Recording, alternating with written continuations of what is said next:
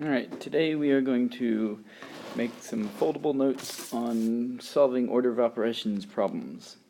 So if you get the white piece of paper that is blank on one side, the other side has 3 lines, and if you could first fold it hot dog style, like as shown in this photo, and then after you fold it hot dog style, you're going to open it back up and fold the outside 2 flaps forward so that we see the lines on the opposite side, such as the next picture.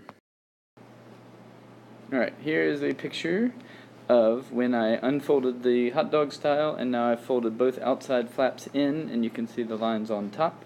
So I would pause it until you get it to say that, and then we'll start writing on this. Good about video notes is you can pause anytime or go back or whatever you need. Now I'm going to focus on the top 2 flaps and just a picture of the top 2 sections.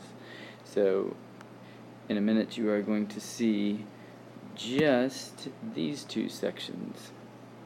And we'll work on them, and then we'll move down and get the other 2 sections in a minute. So when I get this next picture, it'll be just the top 2 things. Alright, for the top 2 squares, we're going to start writing on this thing. And sometimes you might want to push down that flap because it's hard to write over both flaps.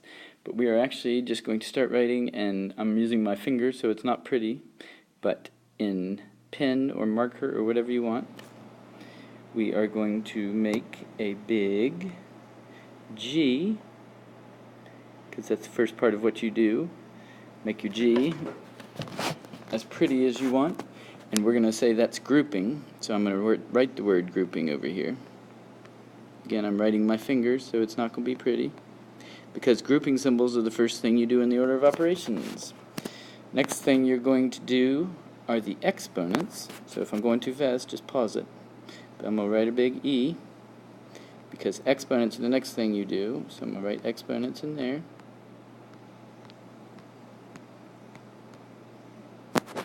And now we're going to go to the next picture so we can get the bottom 2. There are 4 steps to the order of operations, so we'll go get the next 2.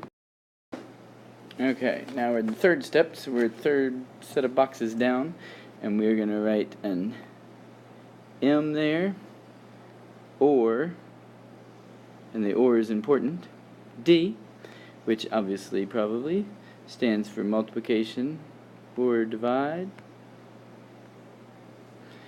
And the last step is either addition or subtraction.